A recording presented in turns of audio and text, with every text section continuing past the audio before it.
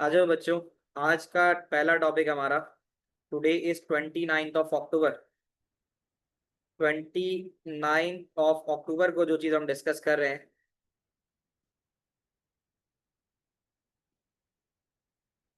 वो हम बात करेंगे Ethernet and how collision are detected and avoided.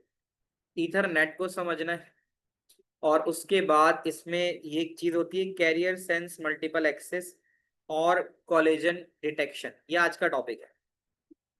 ये हमें यहाँ आसानी नजर आएगा कि पहले हम देखेंगे कि यार ईथरनेट होता क्या है। ईथरनेट एक प्रोटोकॉल है।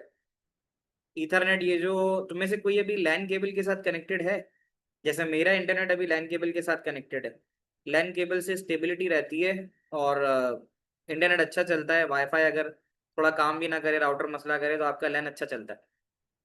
तो ईथरनेट एक प्रोटोकॉल कहलाता है। नंबर वन, मैंने ये नोट्स दे दिए थे ना तुम लोगों को। ईथरनेट एक प्रोटोकॉल कहलाता है दैट कंट्रोल्स वायरिंग, यानी जो तार आता है, ये तार देख रहे हो ये वाला, जिसको आप कैट कहते हो, कैट केबल कहलाती है। कैट 5 इस तरह करके इसमें 8 तारें होती हैं और हर तार दूसरी तार के साथ ट्विस्ट हो जाती है। तो ईथरनेट एक प्रोटोकॉल है। वालेकुम अस्सलाम वाली। ईथरनेट एक प्रोटोकॉल है जो रिलेट करता है यानी कंट्रोल करता है wiring, that control data transmission, उस तार पे क्या डाटा ट्रांसमिशन हो रहा है, और डाटा इनकैप्सुलेशन, यानी उस डाटा को हाइड करके लेके जाना। तो ईथरनेट में क्या होता है, Ethernet is a wide networking standard used in LAN. ये जो हम लैन केबल लगाते हैं ये ईथरनेट कहलाता है। इसमें डाटा जो होता है वो फ्रेम्स में जाता है। वो फ्रेम्स में जाता है। ये जो कलर्ड वायर्स हैं ये सीएसएमए और सीडी तो नहीं है अब्दुल्ला, वो एक अलग चीज है, अभी हम देखते हैं उसको। वो बस टोपोलॉजी में इस्तेमाल होता है, कैरियर सेंस मल्टीपल एक्सेस। और ये तो इसमें डाटा जो जाता है वो फ्रेम्स में जाता है। डिजिटल डाटा है तो फ्रेम्स में जाएगा। और ईथरनेट का प्रोटोकॉल सीएस और सीडीएमए का इस्तेमाल करता है ताकि किसी भी किस्म की कॉलिजन को डिटेक्ट भी करे और फिर इससे बचे भी। अब यहाँ पे ये एक नई चीज आई है, देखो ईथरनेट तो मैंने तुम्हें बता दिया कि ईथरनेट एक प्रोटोकॉल है। प्रोटोकॉल सेट ऑफ रूल को कहते हैं। इसका काम ये होता है कि ये वायरिंग को कंट्रोल करेगा, डाटा ट्रांसमिशन को कंट्रोल करेगा, डाटा इनकैप्सुलेशन करेगा, यानी डाटा को हाइड करके इनक्रिप्ट करके लेके जाएगा। तो ये एक वायर्ड नेटवर्किंग स्टैंडर्ड है जो लोकल एरिया नेटवर्क में इस्तेमाल होता है। ये रटने की चीजें, ये तुम्हें याद रखनी होंगी। होता क्या है, ईथरनेट फ्रेम्स का मतलब ये है कि इस लैन केबल के ऊपर जब डाटा जाता है ना, तो कहता है कि data is transmitted across the network in a structured unit called frames. यानी डाटा जब भी जाता है आपका, तो डाटा ऐसा जाता है, इस तरह। ये डाटा जा रहा है ऐसे, ये जो मैं डॉट्स बना रहा हूँ, that is representing the data moving into the frame. ठीक है। तो ये अगर तुम गौर से देखो तो इसमें यहाँ पे ये बात बता भी रहा है कि इट्स प्रीमेबल, यानी a sequence of bits used to synchronise communication between devices. तो ये जो तुम्हारे पास जा रहा है बिट की सूरत में, ये सारा 10 की फॉर्म में ही तो है। इसको हम बिट्स, सीक्वेंस ऑफ बिट्स कहते हैं या बिट स्ट्रीमिंग कहते हैं। तो फ्रेम्स के अंदर जा रहा है और बिट स्ट्रीमिंग हो रही है। अच्छा, जब ईथरनेट फ्रेम जाता है तो ईथरनेट फ्रेम के अंदर जो चीज होती है वो होता है मैक एड्रेस। यानी जब भी फ्रेम्स जाते हैं तो फ्रेम्स को पता होता है कि उनको जाना कहाँ है। जैसे अभी मैं बात कर रहा हूँ, मेरी आवाज फ्रेम्स के जरिए तुम तक पहुंच रही है, तुम्हारे राउटर तक पहुंच रही है।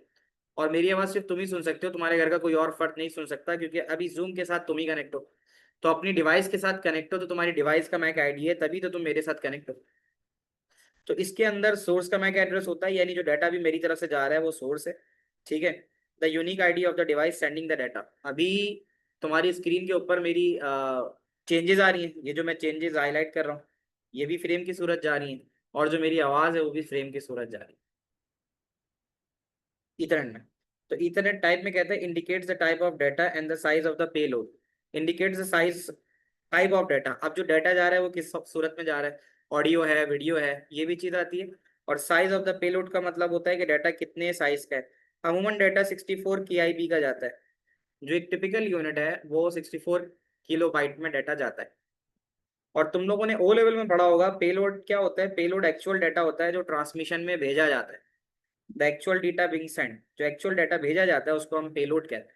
तो अगर हम कोई वेब पेज या कोई फाइल या कोई मैसेज भेज रहे हैं तो वो कितने केबी का होगा, वो बेसिकली उसका एक्चुअल पेलोड कहलाता है।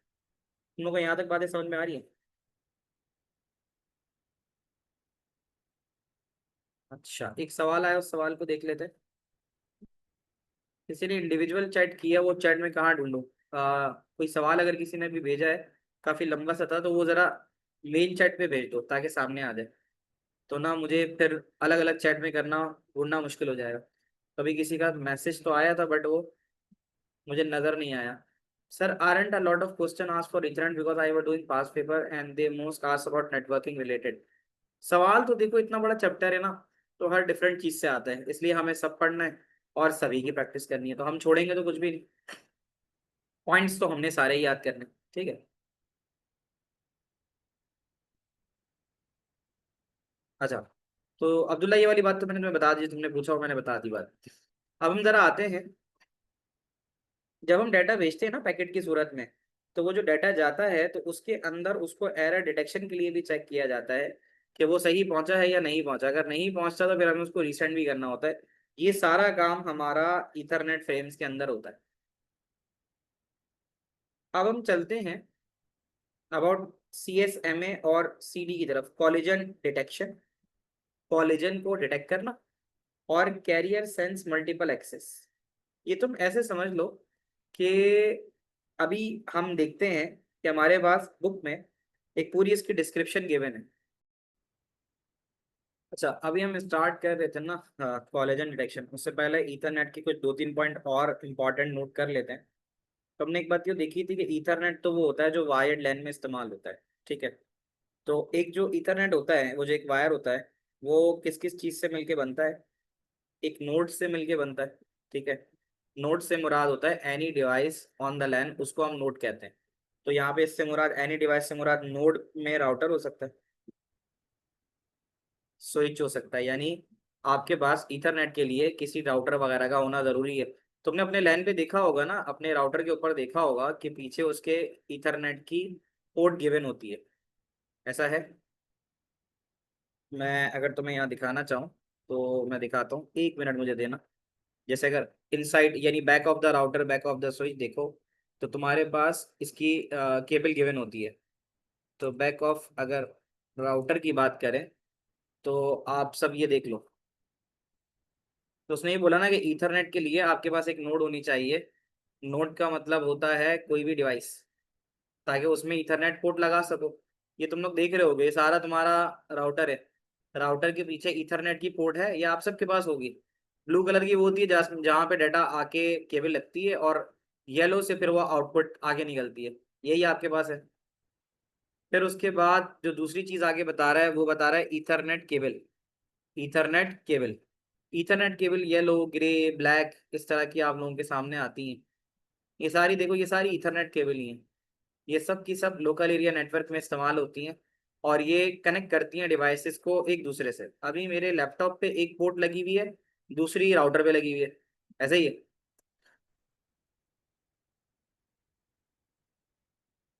तो फिर उसने दूसरी बात बताई कि एक ईथरनेट में और दूसरी चीज क्या होती है, एक मीडियम होता है। तो मीडियम का मतलब ईथरनेट केबल मीडियम है। अभी मेरा लैपटॉप लगा हुआ है मेरे सामने, लैप राउटर से तार आ रही है और उसमें लगी हुई है। और तीसरी चीज होती है फ्रेम। तो हाँ, तो वो बेसिकली नए लैपटॉप्स के अंदर उन्होंने नई चीज बना ली है कि उसको स्लिम से स्लिम करना है, और स्लिम से स्लिम करने के लिए उसमें सिर्फ USB पोर्ट डाल दी है। रियान का जैसे सवाल आया है, तो उसका फिर तरीकेकार ये है कि अब आपके पास हब्स आ रहे हैं। तो उन हब्स का काम क्या होता है? उन हब्स का काम होता है कि एक USB पोर्ट होती है, USB to Ethernet, USB to Ethernet बोल दो, या USB टू मल्टीपल कनेक्टर्स बोल दो। तो क्योंकि अब तुम्हारे पास USB टाइप C, एक USB टाइप C तुम्हारे पास एक स्टैंडर्ड बन गया है ना, तो इस USB टाइप C की वजह से ऐसा होता है कि अब टाइप C से लेकर मल्टीपल कनेक्टर्स आ रहे हैं।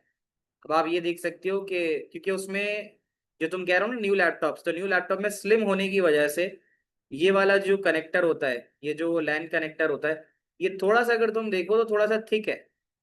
थोड़ा थिक तो होगा ना, लैन केबल लगानी है तो थोड़ा चौड़ा तो होगा। तो इसीलिए उसके मुकाबले में टाइप सी डाल दी। टाइप सी की चौड़ाई कम होती है, तो सिर्फ स्लिम करने के चक्कर में लैपटॉप से ये चीजें खत्म कर दी गई हैं। अच्छा, एक तो ये बात है कि हमारे यहाँ थोड़ा सा ये है कि एशिया में और इस तरह से कि हमारे यहाँ थोड़ी इंटरनेट सर्विसेज के डाउनफॉल रहते हैं। आउटर वर्ल्ड में थोड़ी सी ये चीज़ कम है। वहाँ दुनिया पहुंच चुकी है 100 MB के ऊपर, है ना। अभी जैसे तुम लोग हो, तुम लोग अपने पास कौन कौन सी सर्विसेज, कितने स्पीड की सर्विसेज यूज करो, जरा मुझे बताओ। Like normally what type of service, 250 Mbps, है ना। तो अब दुनिया तो जीबीज में जा रही है ना। तो इसलिए जब आप वैसे तो क्रेडिबल कह लो या ऑथेंटिक कह लो या फीजिबल कह लो, है ना। हाँ, तो मेरी भी तकरीबन 60 to 80 में चली जाती है। तो इनफ होती है, काफ़ी होती है। तो होता ही है कि लैंड केबल फिर भी रिलायबल होती है क्योंकि उसमें ट्रांसमिशन का लॉस नहीं होता। खैर, फ्रेम की बात हमने कर ली थी कि फ्रेम के अंदर ये बता रहा है कि data is transmitted in frames. Data frames में, पैकेट में जाता है, जिसके अंदर आपके पास सोर्स एड्रेस और डेस्टिनेशन एड्रेस का पता होता है। तो ये चीज़ हमने पढ़ ली। अब जो बात आ रही है वो ये आ रही है कि देयर आर सम चांसेस, है ना sir, but these are the hubs aren't as efficient as Ethernet cables. जाहिर है हब्स इसलिए भी नहीं होते कि हब वायरलेस भी हो सकते हैं, तो वायरलेस होंगे तो लॉसेस ऑफ सिग्नल्स तो होंगे ना। मेरा सवाल ये है कि कभी शायद मैंने ऐसी चीज ना अपने स्कूल की लैब में एक्सपीरियंस की है कि Windows has detected IP address conflict. शायद तुमने कभी की हो। ये क्या होता है? ये होता है ये कि एक ही नेटवर्क के ऊपर, अगर यहाँ पर हम बात करें, जैसे ये मेरा एक नेटवर्क चल रहा है, ये बस टोपोलॉजी है, ये बस टोपोलॉजी की वायर है, और बस टोपोलॉजी की वायर में से इस तरह से मेरे पास मल्टीपल पीसी कनेक्ट हुए हैं, जो नॉर्मली किसी लैब ऑफिस बिल्डिंग में इस तरह से ही लैन कनेक्ट करता है ना पीसीस को। तो यू ऑल नो कि यार हर पीसी का अपना एक आईपी होता ही नहीं होता। जैसे अगर तुम अभी भी 192.168.1.100.1, मैंने तुम्हें पिछली बार भी बताई थी, अगर मेरे पास अभी चले, जैसे एक फिंग ऐप है। फिंग ऐप में पता चल जाता है कि यार मेरा जो राउटर है, उस राउटर पे कनेक्टेड डिवाइस टोटल कितनी है। तो इसी तरह अगर तुम किसी ऑर्गेनाइजेशन का हिस्सा हो, ऑर्गेनाइजेशन के अंदर उस एक राउटर पे करंटली कितनी डिवाइसेस हैं, वो भी तुम पता कर सकते हो। और प्लस तुम्हें ये भी पता चल जाता है कि तुम्हारे पास आईपी एड्रेसेस डिवाइसेस की क्या है। तो मैं तुम्हें दिखाता हूँ अपनी जरा कि अभी करंटली मेरे पास क्या चल रहा है। Can you see the Phing app screen, जिसमें लिखा हुआ आ रहा है your Waqar network has 6 online devices, can you see that? तो मैं जरा स्कैन कर लूँ। तो स्कैन करने के बाद जब मैं जरा इधर आ जाऊं, तो यहाँ पर ये जरा स्कैन करके, ये स्कैन कर रहा है, ठीक है। तो स्कैन करके ये मुझे जो भी डिवाइसेस मेरे पास होंगी तो वो मुझे बता देगा। As you guys can see कि अभी मेरे पास एक मेरा राउटर आ रहा है, वो 192.168.100.1 होगा। जरा चैट पे बता दो, स्क्रीन आ रही है मेरी सामने? जैसे मेरा जो राउटर है वो 192.168.0.1 आ रहा है। Can you see that? ये तो मेरा राउटर है जिसका ये एड्रेस है, आईपी एड्रेस है। तो अब होगा क्या कि अब जैसे जैसे नई नई डिवाइसेस को मेरे घर में आता है या मैं घर से जाता हूँ, तो दोनों सूरतों में आईपी असाइन और डी असाइन होगी ना। जैसे ये मेरा लैपटॉप है, ये 192.168.100.36, इसको ये आईपी मिली हुई है। मेरा फ़ोन भी है, ठीक है। तो मेरे फ़ोन के ऊपर भी एक आईपी होगी, ये मैक एड्रेस है। अभी मेरे घर में दो तीन फ़ोन जो हैं उनके मैक हो सकते हैं और उनके आईपी हैं।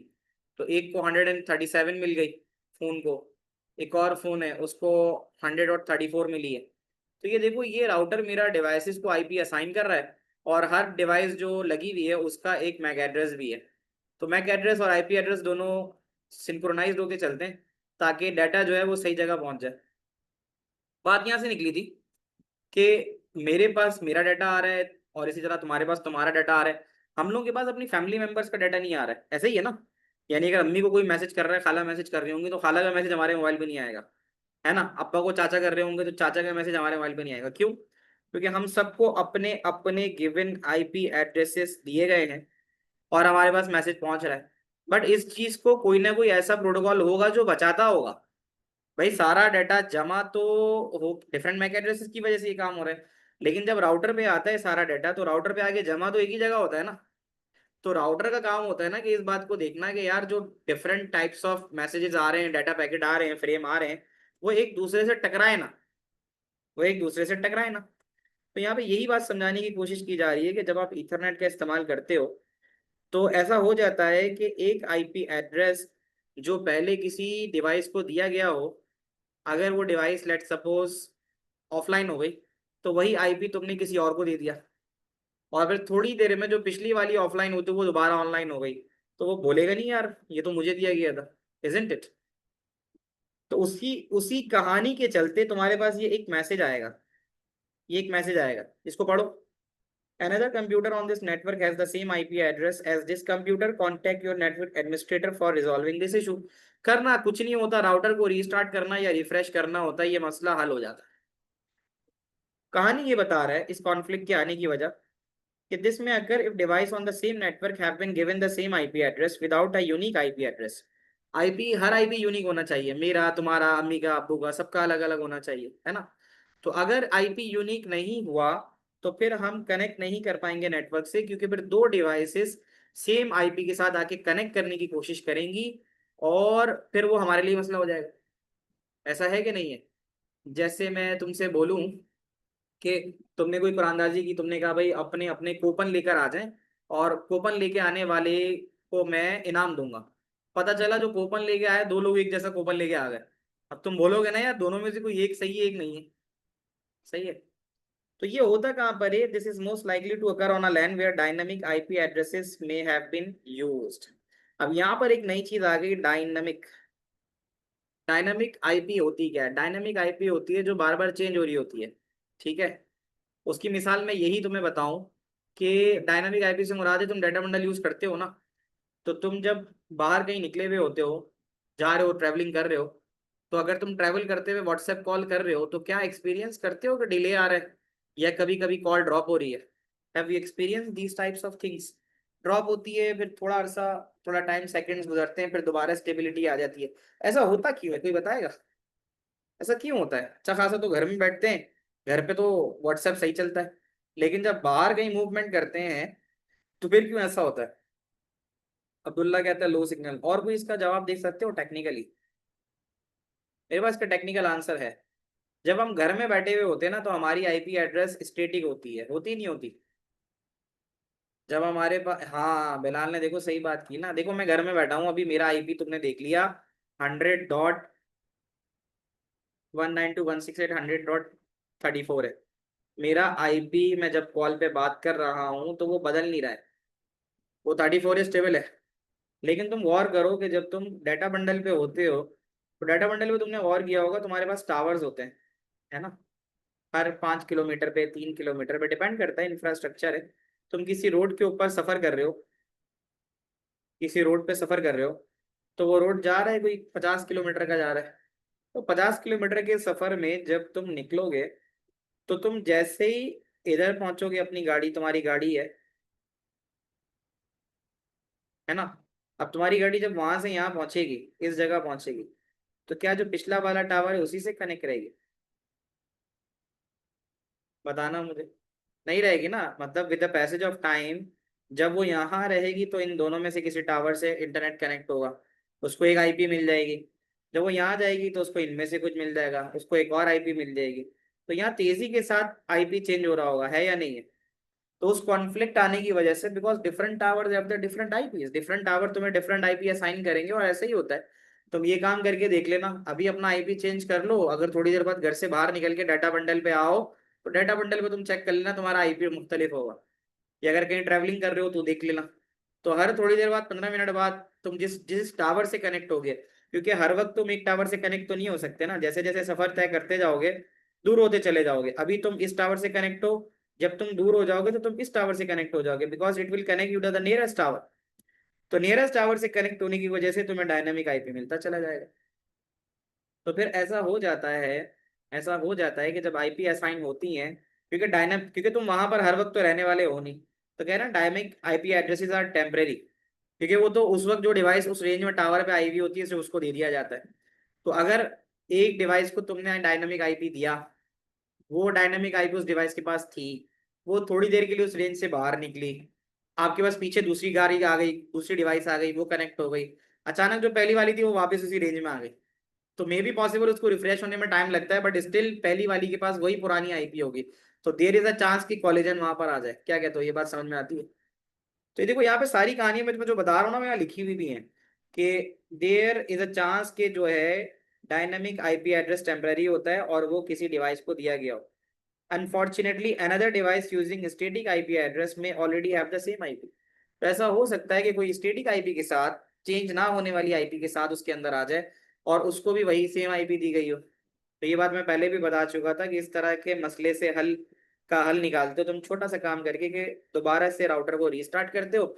रीस्टार्ट उसको फिर दोबारा एक नई आईपी असाइन कर देता है डायनेमिक, जो कि पुरानी वाली से मैच नहीं करती। तो ये पूरी कहानी यहाँ तुम्हें समझ में आ गई कि फिर डायनेमिक एड्रेस जो है वो उसको रीअसाइन करेगा और ये सारी चीजें खत्म हो जाएंगी। इस चीज को बेटा हम कहते हैं कॉन्फ्लिक्ट या क्या कहलाते हैं उसको, कॉन्फ्लिक्ट कह देते हैं। क्या ये बात तुम लोगों को समझ में, that is called the IP conflict, याद रखो। अच्छा, अगले पे आते हैं कॉलिजन। कॉलिजन का मतलब ये है कि Ethernet support broadcast transmission. Broadcast का मतलब ये होता है कि जो भी डाटा होता है वो सेंडर से रिसीवर को भेजा जाता है, and are used to send messages to all devices. Broadcast का मतलब समझते हो, कहते हैं लाइव ब्रॉडकास्ट, इसका मतलब है ये सबको दिखाया जा रहा है।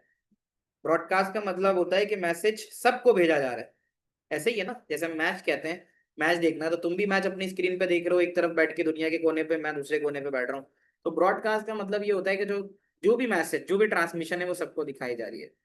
तो उसमें कहता है कि the risk is that two messages using the same data channel would could be send at the same time leading to collision detection. अब वो ये कह रहा है कि अगर आपके पास कोई डाटा है, ठीक है, वो क्या कहता है, two messages using the same data channel. Data channel से मुराद ये है, एक कंफ्यूजन है अब्दुल्ला की, अब्दुल्ला का सवाल पढ़ लेते हैं। Sir just one confusion, collision occurred due to the device changing IP again and again. Sir, I get the concept of collision but I don't understand how it is related to dynamic। क्योंकि dynamic का मतलब ही होता है कि वो change होती रहती है। तो चेंज होते रहते, अगर ऐसी सिचुएशन आ जाए कि कोई पुरानी आईपी जो स्टैटिक आईपी हो वो ऑलरेडी एक आईपी रखती हो, जैसे एक स्टैटिक आईपी है 192.168.100.2, ये स्टैटिक आईपी है, और अचानक से तुम्हारे राउटर ने एक डायनामिक आईपी जनरेट की और वो यही सेम निकली, तो फिर कॉलिजन आएगा नहीं आएगा? फिर उस सूरत में क्या करना होगा, राउटर स्टार्ट करोगे तो डायनामिक फिर उसी आईपी को जो 192.168.100.2 दे रहा था 100.3 दे देगा अवेलेबिलिटी, तो कॉलिजन खत्म हो जाएगा। अब्दुल्ला बात समझ में आई? अच्छा, तो मैं तुम्हें एक बात ये बता रहा था कि अगर एक ही रोड के ऊपर एक शख्स जाता हो, स्टैटिक और डायनेमिक आईपी का मैं तुम्हें डिफरेंस थोड़ी देर में बता देता हूँ। चलो अगर अभी पूछ रहे हो तो अभी बता देता हूँ। जो हमारे जैसे अभी तुमने देखा, मैंने तुम्हें फिंक की ऐप दिखाई।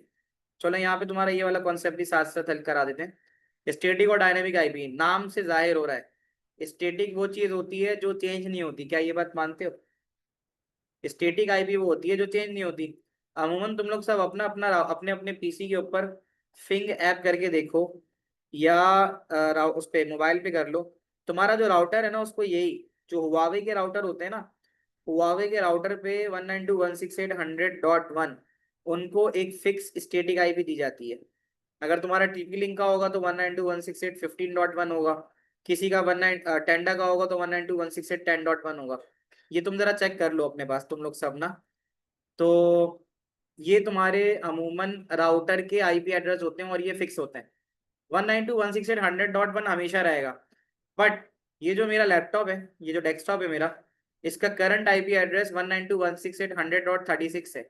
अब फॉर सम टाइम अगर मैं अपने लैपटॉप से डिस्कनेक्ट हो जाता हूँ और कोई दूसरी डिवाइस आ जाती है, तो क्या ऐसा पॉसिबल है कि 192.168.100.36 किसी और डिवाइस को मिल जाए? क्या ऐसा होगा? नहीं, ऐसा होगा ना। अब जैसे मेरे पास Redmi Note 8 की डिवाइस है, उसको 100.4 मिल रहा था, पिछला आईपी एड्रेस 100.4 मिल रहा था, लेकिन अब 100.4 नहीं मिल रहा, अब मिल रहा है कमोबेश 100.34। फर्क आ गया ना, हालांकि डिवाइस तो मेरे पास वही थी। तुम जरा मैक एड्रेस देखो 17.14, 17.14 का मैक एड्रेस जरा याद रखना। मैं देखता हूँ कि 17.14 3F आ रही है, नहीं ये नहीं है। और आगे चलते हैं, और कौन कौन सा मोबाइल है, ये आ गया 100.9, 5EFF, जैसे अभी मेरे पास एक घर में और मोबाइल है टेक्नो का, उसमें 5EFF ये मैक एड्रेस है। उसको 100.9 पिछली दफा यानी कल की बात है, उसको कल जो आईपी मिला था वो 100.9 मिला था। और 5EFF वाली डिवाइस है वो, 5EFF वाली। अब अगर मैं यहाँ उस डिवाइस को दोबारा तलाश करूँ, 5EFF वाली डिवाइस को, अभी हो सकता है वो डिवाइस बंद है। चलो मैं देखता हूँ मेरी राउटर जो Redmi Note 8 की डिवाइस है उसका मैक एड्रेस है 3F। मैक एड्रेस तो चेंज नहीं होता ना, तो 3F वाली अगर कोई डिवाइस मुझे नजर आ रही हो जिसके एंड में 3F आ रहा हो, मैक एड्रेस 3F। एक मेरा आईपैड भी अभी कनेक्टेड है 3F। और यहाँ पे आखिरी जाते हैं, ठीक है। तो यहाँ पर अभी फिलहाल शायद अपडेट करने की मुझे जरूरत होगी या स्कैन करने की, बट स्टिल यहाँ पे अगर देखो ये वो डिवाइसेस जो अभी नहीं आ रही हैं, इसका मतलब है ये डिवाइसेस कल जो थी वो मेरे पास कनेक्टेड थी, है ना। तो अभी अगर वो डिवाइसेस यहाँ पर इनलिस्ट होंगी तो लाजिम नहीं है कि उनको जो कल का आईपी एड्रेस मिला वो आज भी मिल जाए। क्या ये बात समझ पा रहे हो? यहाँ देखो 100.29। तो आप देखोगे कि हर डिवाइस जो मेरे पास यहाँ नजर आ रही है, वो जैसे देखो डिवाइस कनेक्ट भी होती है डिस्कनेक्ट भी होती है। मैं अभी आईपैड पे काम कर रहा हूँ, थोड़ी देर बाद छोड़ के चला जाऊंगा, आईपैड बंद हो जाएगा मेरा। तो आईपी जो आईपैड को जिस वक्त आईपी मिलेगी हर वक्त वो एक जैसी थोड़ी रहेगी। डिस्कनेक्ट हो जाऊंगा तो वो आईपी किसी और को मिल जाएगी, ऐसा होता है ना। और फिर उसके बाद जब दोबारा कनेक्ट करूंगा तो हो सकता है मेरे आईपैड को जो आईपी मिले वो दूसरी वाली मिले। तो अच्छा बात जहाँ से निकली थी वो निकली थी स्टैटिक और डायनामिक की। तो एक बात तो तुमने देख ली कि यार स्टैटिक आईपी वो होती है, स्टैटिक आईपी वो होती है जो चेंज नहीं होती, दैट रिमेन्स द सेम, ये पहले याद रख लो। स्टैटिक आईपी वो होती है जो सेम होती है। जैसे तुम्हारे फाइल शेयरिंग सर्वर है, तुम फाइल शेयरिंग सर्वर पे जाते हो, तुम लोगों को मैंने डू डियर की एग्जाम्पल दी थी। जैसे मेरा एक पोर्टल है डू डियर के नाम से, उसके ऊपर सॉफ्टवेयर वगैरह गेम वगैरह मिलते हैं, क्या याद है आप लोगों को? अब वो एक फाइल सर्वर है ना मेरा, अब उसको जो आईपी दिया जाएगा वो आईपी सेम रहेगा, वो चेंज नहीं होगा। जो वेबसाइट के एड्रेस हैं, वेबसाइट के एड्रेस के जो आईपी एड्रेसेस होते हैं वो हमेशा सेम होते हैं, चेंज नहीं होते। कुछ जगहों पे सिक्योरिटी की वजह से चेंज भी होते हैं। जैसे अगर मैं लिखूं गूगल डीएनएस, तो गूगल डीएनएस से मुझे क्या करना होगा? गूगल डीएनएस ये करता है कि किसी भी वेबसाइट का आईपी एड्रेस निकाल के देता है। उसके लिए मुझे 8.8.8.8 लिखना होता है। क्या तुम लोग के पास मेरी लैपटॉप की स्क्रीन आ रही है? बताना मुझे। आ रही है? अच्छा।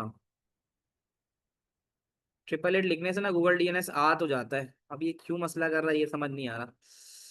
Google DNS, the connection was reset, connect the proxy. और क्या करें? हमें अगर किसी भी वेबसाइट का ना, किसी भी वेबसाइट का अगर पब्लिक डीएनएस नेम, चलो यहाँ ट्राई करके देखते हैं। तो मैं अगर यहाँ लिखता हूँ कि crickbuzz.com, ये एक वेबसाइट है, ठीक है। क्रिकबस एक वेबसाइट है, crickbuzz.com ये एक वेबसाइट है। अगर मैं ये वेबसाइट लिख के, ये कोई इशू आ रहा है इसके अंदर वरना ये आराम से चलता है। मैं आईपैड पे ट्राई करता हूँ, हो सकता है यहाँ पे कोई इश्यू दे रहा हो। गिव मी अ मिनट, मैं चेक करता हूँ, अगर आईपैड पे चलेगा ना वहां से दिखाता हूँ। गूगल डीएनएस का काम ये होता है, यहाँ से रुक जाओ मैं बताता हूँ जरा। गूगल डीएनएस ये करता है कि किसी भी वेबसाइट का जो नाम होता है, उस वेबसाइट के नाम के अगेंस्ट उसका जो आईपी होता है ना वो रिटर्न करता है। डीएनएस का काम ये होता है। डोमेन नेम सर्वर, अच्छा ये भी हमारे पास ना क्या है सिलेबस में है। तो नहीं क्यों मसला कर रहा है कि हालांकि मैंने अभी ए टू वालों को पढ़ाया था, तो ए टू वालों के ऊपर गूगल डीएनएस 8.8.8 लिख के आ जाता है। तुम लोग सब जरा एक काम करो, 8.8.8.8 अपने पास लिखो। क्या तुम लोग के पास गूगल डीएनएस चल रहा है ना? अब्दुल्ला के पास चल रहा है ना?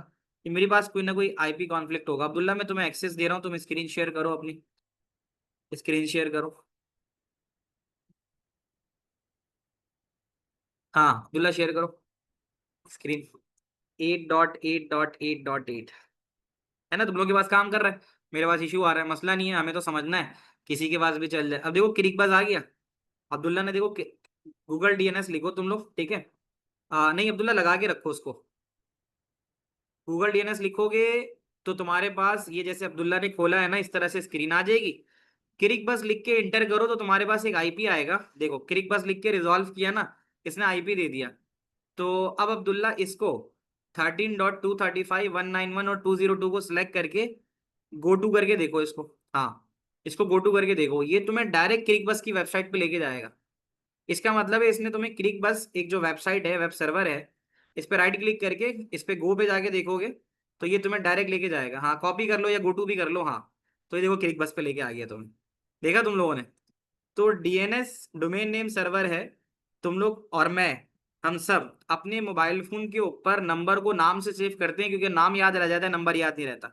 तो हर एक वेबसाइट का एक आईपी होता है। तो तुमने देखा कि यहाँ पे जो आईपी आ रहा था, अब्दुल्ला वापस चले जाओ, क्लिक बस पे गूगल डीएनएस सर्वर पे चले जाओ। तो होता क्या है कि जो गूगल डीएनएस सर्वर पे तुम देखो 13.235.191.202, this is the IP address which remains always the same. तो हर वेब सर्वर का, अमूमन हर वेब सर्वर का जो आईपी है वो सेम रहता है। ये है स्टैटिक आईपी। जब भी कोई वेबसाइट तुम बनाओगे तो तुम्हें एक एड्रेस दिया जाएगा, एलोकेट किया जाएगा, वो तुम्हारे ही नाम के साथ एसोसिएट होगा, तो इसको कहते हैं स्टैटिक आईपी। वहां जबकि डायनामिक की अगर बात करो तो डायनामिक मैंने तुम्हें दिखा दिया कि जो राउटर हमें देता है वो डायनामिक है। तो यहाँ तुम्हारे स्टैटिक और डायनामिक का कॉन्सेप्ट भी क्लियर होता है। हमें थोड़ा बहुत इसके बारे में पढ़ना है। ये कॉन्सेप्ट समझा तो दिया है, इसके बारे में 3 से 4 पॉइंट याद भी करना है। Thank you Abdullah, thank you so much. आगे चलते हैं। चले जी, अब हम आ गए, ये वाला काम तो हो गया मेरे पास। फॉर एनी रीजन शायद नेटवर्क रिस्ट्रिक्शंस की वजह से ऐसा मसला हो रहा हो। तो खैर, बात पे तुमसे ये कर रहा था, वो तुम लोगों ने पूछा तो मैंने बता दिया साथ साथ। अब बात ये कर रहा हूं मैं कि यहाँ पे ये कह रहा है कि भाई अगर आपके पास, जब आप बस टोपोलॉजी का इस्तेमाल करते हो, बस टोपोलॉजी आपने देखा ही होगा। बस टोपोलॉजी ऐसी होती है ना, उसके ऊपर डिवाइसेस कनेक्ट होती हैं आपस में, इधर इधर इधर ऐसे करके कनेक्ट होती हैं। तो ऐसा तो हो सकता है ना कि जो एक डाटा जा रहा है वो यूं जा रहा है। मैं चलो और अच्छे से इसको तुम्हें डायग्राम के जरिए बताता हूँ। कॉलिजन डिटेक्शन में मैं कहता हूँ ये है मेरा, ये मेरी बस टोपोलॉजी है, और ये मेरी बस टोपोलॉजी के ऊपर ये पीसीस कनेक्ट है।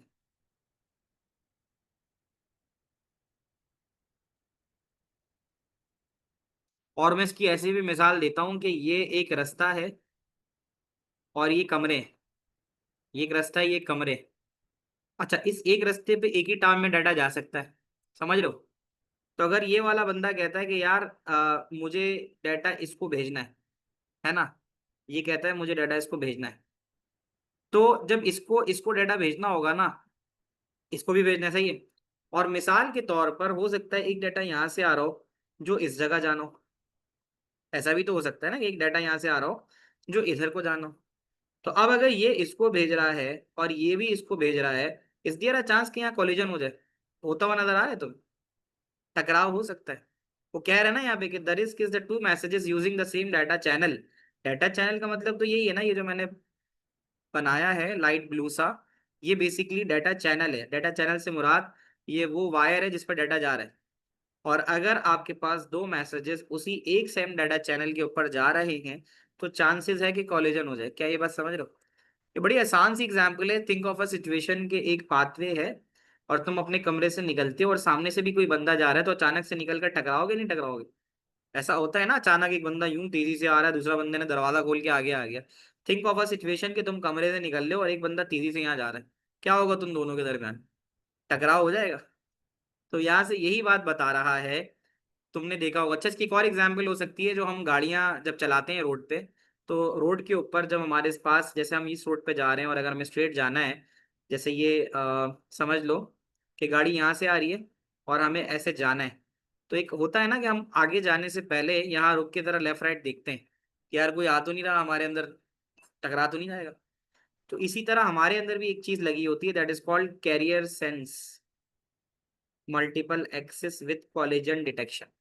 ये हमारे अंदर एक चीज अल्लाह ने लगाई हुई है। इसमें क्या होता है, इसके अंदर ये होता है कि अगर कोई फ्रेम जा रहा है, हमें नजर आ रहा है कि दूर से एक बाइक बहुत तेजी से आ रही है और हमें सीधा जाना है, यार हम यहीं रुक जाएंगे, बोलेंगे यार इसको जाने दो, क्योंकि अगर इसके बीच में अगर हम आए तो हम दोनों टकरा के खत्म हो जाएंगे। यहाँ पे यही चीज बताता है कि होता ये कि जब दो मैसेजेस भेजे जाते हैं, तो कह रहे हैं कि it was developed to try and resolve the issue, कि अगर एक ही चैनल पे दो मैसेजेस भेजे जा रहे हैं तो देयर इज अ चांस कि वो दोनों आपस में टकरा जाएंगे। तो कॉलेजन डिडक्शन जो है वो सिंपल फिजिक्स के फिनोमेना पे चलता है, जिसमें when a frame is sent it cause a voltage change on Ethernet cable. तो सीधी सीधी बात है कि जब तार पे कोई डाटा जाता है तो छोटा मोटा करंट तो प्रोड्यूस होता होगा ना। तुम लोगों ने छोटी बहुत इवन अगर जो अपने चार्जर्स वगैरह भी हैं, कभी हम देखते हैं ना चार्जर को, अगर देखते हैं कि यार काम नहीं कर रहा तो हम उसको थोड़ा सा अपनी जबान पे रख के चेक कर लेते हैं, तो थोड़ा सा हल्का सा हमें झटका सा महसूस होता है, हम कहते हैं हाँ यार ये काम कर रहा है सही, 5 वोल्ट का झटका आ रहा है। ऐसा किया है कभी किसी ने? चार्जर खराब हो गया, डिवाइस पे लगा रहे नहीं लग रहा, तो आप हल्का सा जुबान पे रखते हो उसको ऑन करके, तो बहुत माइनर सा वोल्टेज आता है, दैट माइनर वोल्टेज इंडिकेटिंग है हाँ यार ये काम कर रहा है, इस पे डाटा जा रहा है। तो एग्जैक्टली यही है कि जब तुम्हारे पास जब कोई फ्रेम भेजा जाता है तो इस पे एक वोल्टेज चेंज आता है केबल पे, इसका मतलब है ईथरनेट केबल सिग्नल देती है कि यार डाटा जा रहा है। When a collision is detected, अब अगर कोई दूसरी नोड डाटा भेज रही है, तो जो पहली नोड है वो उस फ्रेम को आगे भेजने जाने से रोक देगी और बोलेगी जैम सिग्नल। आ रही बात समझ में? तुम में से किसी ने वीआईपी प्रोटोकॉल जो है वो एक्सपीरियंस किया है? वीआईपी प्रोटोकॉल, कोई वीआईपी साहब आ रहे होते हैं, तो क्या होता है जब वो वीआईपी साहब आते हैं तो हमें सड़क पे खड़ा कर दिया जाता है ट्रैफिक में, आगे ट्रैफिक कॉप खड़ा हुआ होता है और सिग्नल रोक के खड़ा होता है। तो वो क्या करता है, वो यही बताता है ना कैरियर सेंस, इसका मतलब है कि भाई एक मैसेज, एक गाड़ी 10 गाड़ियां उस रोड पर पहले ही से आ रही हैं, तो वो हमारे लिए जैम सिग्नल करता है, कहता है यार आप आगे नहीं जाओगे, ठीक है। And wait for the random time interval, तो यहाँ पर ये रैंडम टाइम इंटरवल का इस्तेमाल करता है। यानी ऐसा है कि जब तुम्हारे पास ईथरनेट की केबल के ऊपर वोल्टेज अप्लाई होता है तो फौरन से एक कॉलिजन डिटेक्शन आ जाती है कि यार वाइब्रेशन हो रही है या वोल्टेज आ गया, इसका मतलब है हमें अपना डाटा नहीं भेजना है। तो a node stops transmitting a frame, अगर उसी वक्त में कोई और नोड कोई फ्रेम भेजने की कोशिश भी कर रही है तो वो जैम सिग्नल दे देती है किसी रैंडम टाइम के लिए, 5 सेकंड, 20 सेकंड, 50 सेकंड, और फिर वो दोबारा ट्राई करने की कोशिश करती है। दोबारा ट्राई करने की कोशिश करती है, अगर उस ईथरनेट केबल पे रिमेन वोल्टेज उसको फील होता है फिर वो रुक जाती है। और फिर उसके बाद जब तक उसको वोल्टेज नहीं सुनाई रिसीव होता तब तक वो उस डाटा को आगे नहीं भेजती। तो यहाँ पे यही बात कह रहा है कि career sense multiple detection will define the random time period for a device to wait before trying again. तो यहाँ पर एक बात याद रखना है कि कॉलिजन डिटेक्शन में बस इतना समझ लो कि अगर एक मैसेज किसी नो इसी किसी चैनल पे किसी वायर पे भेजा जा रहा है तो उस वायर के ऊपर एक वोल्टेज का चेंज आएगा। वो वोल्टेज चेंज जब दूसरी नोड्स डिटेक्ट करेंगी तो वो अपना डाटा नहीं भेजेंगी, वो उस डाटा को ट्रैफिक जैम बोल के थोड़ी देर के लिए रोक देंगी किसी सर्टेन रैंडम टाइम पीरियड तक। जब सर्टेन टाइम पीरियड तक वो उसे रोके रखेंगी तो उसकी थोड़ी देर बाद वो दोबारा कोशिश करेंगी। दोबारा कोशिश करने पे अगर उनको वो वोल्टेज नहीं मिलता तो वो डाटा को आगे भेज देंगी। क्या ये बात समझ में आ रही है? बताना। तो अब बताओ, कह रहा है ना यहाँ पे कि अब यहाँ पर इसका एक फ्लो चार्ट है, तो वो कहता है भाई असेंबल फ्रेम, आपका फ्रेम असेंबल हुआ। अब कहता है इस लाइन आइडल, यानी अवेलेबिलिटी है लाइन की नहीं है। अगर लाइन की अवेलेबिलिटी नहीं है तो फिर वो वेट करेगा एक सर्टेन रैंडम टाइम के लिए। इस लाइन आइडल यानी लाइन खाली है, हाँ भाई रास्ता है, हाँ है, तो फिर फ्रेम भेजना शुरू हो जाएगा। ट्रांसमिशन के काउंटर को 1 कर दिया जाएगा, ट्रांसमिशन काउंटर 1 रहेगा। और उसके बाद अब यहाँ पर अगर आपके पास कोलिजन डिटेक्शन है तो फिर ट्रांसमिशन सिग्नल जैम हो जाएगा कि मजीद डाटा अब नहीं जा सकता। ये बात समझ में आ रही है? यानी इसके अंदर तुम ये देखो, इज लाइन आइडल, क्या लाइन आइडल है? अगर लाइन आइडल नहीं है तो वेट करेगा और वापस डाटा भेजेगा। सही है ना, वेट करता रहेगा। जब इस लाइन आइडल यानी अवेलेबल है तो फिर फ्रेम भेजना शुरू हो जाएगा, फ्रेम भेजना शुरू हो जाएगा। क्या ये बातें समझ में आ रही? ठीक है ना? तो ये इस तरह से चलेगा। अब यहाँ पे ये कह रहा है ना कि हमारे पास अगर line continue to send the frame का मतलब है कि अगर कॉलिजन डिटेक्शन नहीं है तो डाटा भेजा जाएगा, मुसलसल भेजा जाएगा, फ्रेम भी भेजा जाएगा, अगर अनदर फ्रेम है उसको भी भेजा जाएगा, फिर उसको असेंबल भी किया जाएगा। तो यहाँ से कहानी शुरू होती है, ठीक है। और यहाँ से कहानी शुरू होने के बाद आपका डाटा जाता जाएगा। बट वंस आपके पास कॉलिजन डिटेक्शन हो जाती है तो फिर आप जैम सिग्नल भेज दोगे और ट्रांसमिशन काउंटर इंक्रीमेंट कर दोगे कि हाँ भाई अभी जरा रुक जाओ कुछ टाइम पीरियड के लिए। जब आपके पास मैक्स ट्रांसमिशन काउंटर यस हो जाएगा, यानी ट्रांसमिशन काउंटर ज्यादा हो जाएगा, तो फिर आप ट्रांसमिशन खत्म कर दोगे। और अगर नहीं होगा तो फिर आप वेट करोगे एलोकेटेड टाइम पीरियड के लिए ताकि आप उसको दोबारा ऊपर भेजो। तो ये कोई इतनी डिटेल चीज वैसे इसमें यानी है नहीं। बस सिंपल यही तुमने समझना है कि अगर तुम्हारे पास 2 मैसेज या 2 से ज्यादा मैसेज किसी एक चैनल पे जा रहे हैं तो उस पे आने वाले वोल्टेज पे ईथरनेट केबल की वजह से तुम क्या करोगे, तुम रुक जाओगे। और रुकने के बाद ठीक है, वेट करोगे एक सर्टेन टाइम पीरियड का, और फिर उसके बाद दोबारा ट्रांसमिशन करोगे। अगर सर्टेन टाइम पीरियड पे मजीद कोई डाटा नहीं जा रहा हुआ तो फिर आप डाटा ट्रांसमिट कर सकोगे। बेटा ये बात समझ में आ गई, C S C D M A वाली सारी? Is this clear to you? Collision detection पूरी बात समझ में आ गई? आ गई। Maximum part we have covered. जैसे यहाँ पे पीएसटीएन वाला है, पीएसटीएन वाला है, उस नेक्स्ट क्लास में कराऊंगा।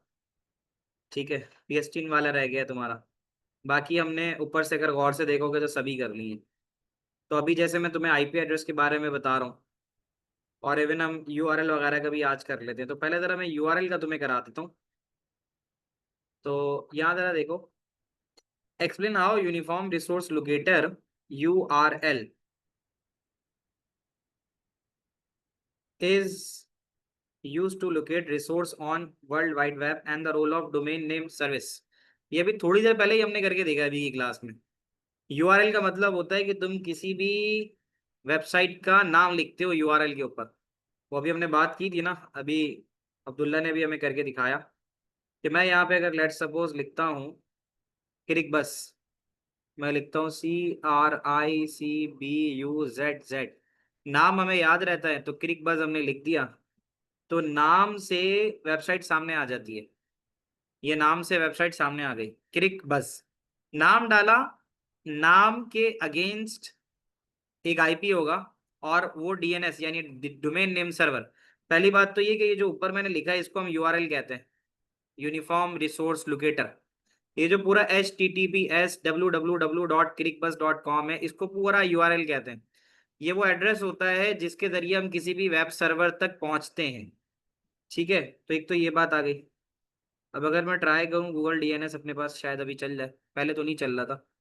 Google DNS, Google public guide DNS, this Google DNS, cloud DNS, not VPN. मैं अगर यहाँ लिखूँ इसको हटा के, वो मसला है कभी कभी नेटवर्क के इश्यूज में आ जाती है चीज़। 8.8.8.8 चल जाए तो अच्छा है, अटका हुआ है। तो ये कुछ network restriction some time IPs की तरफ से होती हैं, हो सकता है मेरी आईपी की तरफ से हो। बट तुमने खुद देखा भी, इस रिकॉर्डिंग में मौजूद भी है वो चीज़, कि आप गूगल डीएनएस पे जाओगे वो आपको हर वेबसाइट का जो भी नाम डालोगे उसका आईपी एड्रेस बता देगा। तो यही काम आपके डीएनएस सर्वर का होता है। यानी डीएनएस सर्वर क्या करता है, डीएनएस सर्वर ये करता है कि जैसे तुमने लिखा क्रिक बस, तो यहाँ पे बीच में ये जो क्रिक बस है ये जाएगा डीएनएस के पास। जब आप क्रिक बस लिखोगे ना तो ये जाएगा डीएनएस के पास। डीएनएस एक सर्वर है, डोमेन नेम सर्वर। इस डीएनएस के पास एक लिस्ट ऑफ आईपीज होगा, list of IP. List of IP मतलब इसके पास एक ऐसा टेबल बना हुआ होगा, ऐसे करके एक टेबल बना होगा, और उस टेबल के अंदर लेफ्ट साइड के ऊपर वेबसाइट के नाम होंगे। मिसाल के तौर पर इधर इसका नाम होगा क्रिक बस। अब्दुल्ला बता सकते हो क्रिक बस के आगे क्या आईपी आ रहा था? 23 समथिंग कुछ करके आ रहा था। तो अब इस टेबल के अंदर तुम्हारे पास, हाँ देख के बताओ। अब इस क्रिक बस को तुमने लिखा, Cricbuzz is the web server name, Cric server is the web server name. और ये जो दूसरा वाला है ये तुम्हारे पास आईपी एड्रेस है। अब हम किसी के भी घर पे पहुंचते हैं तो उसका नाम से नहीं पहुंचते हैं कि हमें अहमद साहब के घर जाना है, हम उसके घर का एड्रेस देते हैं। अब जैसे अब्दुल्ला ने बताया 13, 235, 191 और 202, ये अब्दुल्ला ने चैट पे बता दिया। इस क्रिक बस के नीचे होगा 13, 235 डॉट, चैट पे देख लेते हैं।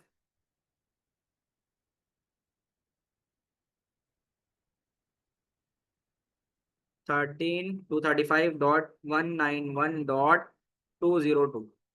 तो डीएनएस का काम ये होता है कि जब भी उसे किसी वेब सर्वर का नाम दिया जाता है तो वो डीएनएस यानी वो जो यूआरएल है, ये यूआरएल है, ये यूआरएल जाता है पहले डीएनएस के पास। डीएनएस जाके उस नाम को तलाश करता है टेबल में, उसके नाम के आगे जो उसका आईपी एड्रेस होता है वो लेता है और लेके उठा के वापस हमारे वेब ब्राउजर पे भेज देता है। ये इसका काम है। तो यहाँ पे यही सारी बातें उसने की हैं। तो इसको हमें लफ्जों में लिखना है। कहानी तो तुम्हें समझ में आ गई है कि explain how URL is used to locate resource on the world wide web and the role of domain name service. इसको हम देख लेते हैं क्या फरमा रहे हैं यहाँ पे ये। तो we will see this just a minute. तो इसने देखो यही बात पूछी है ना कि भाई यूआरएल क्या होता है। यूआरएल तुम्हारे पास वेब ब्राउजर के अंदर जो तुम वेब एड्रेस लिखते हो ना, उसको यूआरएल बोलते हैं। तो यूआरएल होता है basically text based address. URL क्या होता है? Text based address. तुम लोग सब यूआरएल पे वेबसाइट का नाम ही लिखते हो ना, तो टेक्स्ट बेस्ड एड्रेस हुआ। सही है। तो यूआरएल क्या करता है? Is a unique identifier for a web page. Website का नाम होता है जो कि वेब एड्रेस भी कहलाता है। और ये टेक्स्ट बेस्ड होता है ताकि हम फोन नंबर लोगों के याद नहीं रख सकते, लेकिन हम लोगों के नाम याद रखते हैं। आपके मोबाइल में मेरा नाम सरवकार के नाम से सेव हुआ है, नंबर मेरा किसी को याद नहीं होगा, ऐसे ही है। तो एग्जैक्टली वहां पे भी डीएनएस इस्तेमाल हो रहा है कि आप नाम याद रख सकते हो। अगर आपको मुझे कॉल करनी होगी तो आप मेरे नाम को याद रख के सर्च कर सकते हो, और मेरे नाम पे जैसे ही जाओगे तो मेरे नाम से जुड़ा होगा मेरा मोबाइल फोन नंबर, जिसके जरिए आप मुझसे कांटेक्ट कर सकते हो। तो यूआरएल के अंदर यूजर जो है वो यूआरएल डालता है वेब ब्राउजर में ताकि वो वेब पेज को देख सके। यूआरएल की पूरी एग्जांपल ये आ गई सेव माय एग्जाम्स के नाम से। एक यूआरएल के तीन टुकड़े होते हैं। तीन टुकड़े कौन से? जो पहला है ये वाला HTTPS, इसको प्रोटोकॉल बोलते हैं। HTTPS इसको प्रोटोकॉल बोलते हैं। ये जो www से लेकर exams.com तक गया, सेव माई एग्जाम्स.com, इसको कहते हैं डोमेन नेम। ये तुमने ओ लेवल में भी पढ़ा होगा। और उसके बाद वेब पेज या फाइल का नाम, ये ए लेवल से लेकर कंप्यूटर साइंस तक जितना कुछ है ये तुम्हारी फाइल का नाम है। तुम लोग समझ रहे हो? एक वेबसाइट के तीन टुकड़े। तो उसने नीचे भी ये बात बताई हुई है कि अगर तुम प्रोटोकॉल की बात करते हो तो HTTPS है। HTTPS का मतलब होता है communication method to transfer data between client and server, तुम्हारे और कंप्यूटर के दरमियान। Domain name save my exam dot com, name of the server where the resource is located. Website कहाँ पड़ी हुई है? ये चीज आपके डोमेन नेम में होगी। वेब पेज या फाइल का नाम, लोकेशन ऑफ द फाइल और resource on the web server. Web server पे किस फोल्डर में फाइल पड़ी हुई है वो आपका वेब पेज कहलाता है। डीएनएस बिल्कुल इंटरनेट की फोन बुक होती है। ये ट्रांसलेट करती है नाम को आईपी एड्रेस से। आप नाम डालो और उसका आईपी एड्रेस आपके सामने आ जाएगा। कंप्यूटर आईपी एड्रेसेस के जरिए ही सर्वर के जरिए कनेक्ट होते हैं। जब भी आप यूआरएल ब्राउजर में डालते हो तो डीएनएस मैचिंग आईपी एड्रेस को तलाश करता है और फिर आपके डिवाइस को उस सर्वर से कनेक्ट करके वेबसाइट डाउनलोड करता है। आसानी से बातें समझ में आ रही हैं? अगर डीएनएस नहीं होगा तो फिर आपको हर आईपी एड्रेस को याद रखना होगा, जो कि आसान नहीं है। तो जब भी आप डोमेन को रजिस्टर्ड कराते हो तो आपको आईपी एड्रेस मिलता है। ठीक है। तो ये सारी चीजें जो है हमारे डीएनएस का पार्ट थी, यूआरएल और डीएनएस का। अभी एक सवाल आखिरी में था ना कि क्या होता है जब आप यूआरएल वेब ब्राउजर में डालते हो। यानी वो ये कहानी पूछ रहा है कि अगर हम क्लिक इन्फो और जीसीई गाइड और डायनामिक पेपर अगर लिखते हैं तो क्या होगा। अब ये कहानी क्या है? The URL, the user enter the URL. तुमने वेबसाइट पे वेबसाइट का नाम लिखा और वो एड्रेस बार में लिखा ब्राउजर के। ये तुम्हें याद रखना होगा, ये 4-5 मार्क का पूछ सकता है। तो सबसे पहला काम ये कह रहा है कि जब भी तुम किसी वेब ब्राउजर में किसी वेबसाइट को सर्च करने जाओगे तो सबसे पहले तुम्हें यूआरएल डालना होगा वेब ब्राउजर के सर्च बार में। The browser checks its cache. अगर तुमने वो वेबसाइट पहले भी कभी विजिट की होगी तो वो तुम्हारे कैशे में होगी। उससे ये फायदा होता है कि तुम्हारी वेबसाइट थोड़ा जल्दी फाइंड हो जाती है। तो पहले वो चेक करेगा कैशे, अगर वो वहां पे हुई तो फटाफट वेबसाइट लोड हो जाएगी। लेकिन अगर नहीं हुई तो फिर आप डोमेन नेम लिखोगे और वो डोमेन नेम डीएनएस के पास जाएगा, which stores an index of domain names and their matching IP address. तुम्हें याद है भी मैंने पीछे टेबल बना के दिखाया था तुम लोगों को। तो वो हर नाम के अगेंस्ट उसका मैचिंग आईपी एड्रेस देख लेगा। तुम लोग समझ रहे हो ये बात? अगर डीएनएस सर्वर को आईपी एड्रेस मिल गया तो वो वेब ब्राउजर को वापस भेज देगा। अगर उसको नहीं मिला तो उससे आगे वाले डीएनएस सर्वर 2 को भेज देगा। अब उसमें क्या होगा? They may involve contacting a root server which points to the correct top level domain. इससे ज्यादा भी लेवल्स मतलब डोमेन्स जो हैं वो होते हैं। तो रूट सर्वर से वो टॉप लेवल डोमेन पे जाके सर्वर को तलाश करने की कोशिश करेगा और फिर वो उसका ऑथेरिटेटिव डीएनएस सर्वर जो है उस पर लेके आ जाएगा। तो फिर ऑथोरेटिव डीएनएस सर्वर जो है वो करेक्ट आईपी के साथ रिस्पॉन्स करेगा, और फिर वेब ब्राउजर जो है वो रिक्वेस्ट भेजेगा वेब सर्वर के, भाई वेब सर्वर से क्या वो डाटा भेजना शुरू करे। फिर वेब सर्वर क्या करेगा, उस रिक्वेस्ट को वापस वेबसाइट का डाटा लेके भेजेगा कहाँ पे, वेब ब्राउजर पे।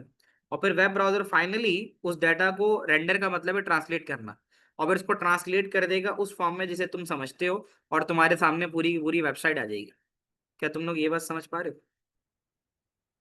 अब देखो क्या बता रहे हैं तुम्हें कि भाई तुमने अगर कोई रिक्वेस्ट भेजनी है, तो रिक्वेस्ट भेजने के लिए क्या होगा, रिक्वेस्ट भेजने के लिए DNS resolver, root server, TLD server. अच्छा, ये इतनी बड़ी बड़ी चीजें इसमें तुम्हें याद नहीं रखनी। आसान लफ्जों में तुम बस मैं ये बता दूं कि जब भी तुम कोई वेबसाइट पे एड्रेस लिखोगे, तो वो वेबसाइट का एड्रेस तुम्हें लेके जाएगा, वो यहाँ शायद डिफाइन हो ये वाली बात इसके बाद। तो वो उसमें खामखाई उसने थोड़े सर्वर्स वगैरह ज्यादा इन्वॉल्व करके उसको कॉम्प्लेक्स कर दिया। वरना आसान तरीका तो ये तस्वीर से देख सकते हो कि जब आपको कोई भी वेब सर्वर पे जाना है, तो आप पहले डीएनएस सर्वर के पास जाते हो। डीएनएस सर्वर पे नहीं मिलता तो वो टू के पास भेजता है, टू के पास से उसको मिल ही जाएगा तो वो वापस आता है उस आईपी को लेके, और फिर कंप्यूटर वो आईपी भेजता है वेबसाइट सर्वर पे। तो अब यहाँ पे देखो ये वाली चीज समझ लो, ये ज्यादा आसान है कि यूजर ओपन करता है वेब ब्राउजर और यूआरएल डालता है। अगर यूजर ने हुडर एजुकेशन डाला है ना, तो हमने हुडर एजुकेशन अगर डाला है तो हुडर एजुकेशन का आईपी एड्रेस क्या है उसको तलाश करेगा। जब डीएनएस सर्वर को नहीं मिलेगा हुडर एजुकेशन पहले वाले डीएनएस सर्वर पे, तो वो टू पे भेज देगा। टू पे अगर उसको मिल गया तो वो बताएगा कि उसका करेक्ट आईपी एड्रेस 107.162.140.19 है। तो फिर ये वाला जो आईपी एड्रेस है ये वापस डीएनएस को भेजा जाएगा, और फिर ये आईपी एड्रेस आपके एसोसिएटेड यूआरएल पे आ जाएगा। फिर ये आईपी एड्रेस यूजर के कंप्यूटर पे डाटा भेज ये आईपी एड्रेस यूजर के कंप्यूटर पे वापस भेजा जाएगा, ताकि यूजर का कंप्यूटर यही आईपी एड्रेस इस्तेमाल करते हुए मेन सर्वर पे चला जाए। The computer now sets up communication with website server. फिर आपका कंप्यूटर जो वेबसाइट का सर्वर है उससे कम्युनिकेट करेगा, और जितनी भी रिक्वायर्ड पेजेस हैं वो डाउनलोड हो जाएंगे। फिर आपका ब्राउजर जो है वो जो भी वेबसाइट है उसको ट्रांसलेट करेगा, और आपकी स्क्रीन के ऊपर इंफॉर्मेशन आ जाएगी। I think this is the simplest than the one which we were discussing before. बताना, क्या ये बात समझ में आती है आप लोगों को? है ना? तो मैं इतना भी नहीं पढ़ाना चाहता कि बिल्कुल थक जाओ पक जाओ। तो अब हमारा छोटा मोटा जो सवाल है ना, जैसे आईपी एड्रेसिंग का, इसका उसका रह जाएगा। तो I think we will do the class at on Friday by 3 o'clock। Class यहाँ पर एंड करता हूँ, सवाल होंगे तो सवाल के लिए रुक जाता हूँ, लेक्चर रिकॉर्डिंग जो है मैं अब रोक रहा हूँ, ठीक है? आज के लिए इतना काफ़ी है, बाकी फ्राइडे की क्लास का डिस्कस कर लेते हैं।